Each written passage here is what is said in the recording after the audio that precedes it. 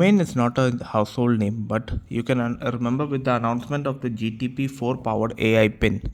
The company made its first product available for pre order in November. Now the phone has revealed when it will ship. Back when AI pin was officially announced, Humane said the device won't ship until early 2024. The company has now narrowed down a date, stating on X that its AI pin will start shipping in March 2024. According to the social post, those who place priority orders will receive the AI pins first. The company appears to be taking into consideration how quickly you submitted your order as well.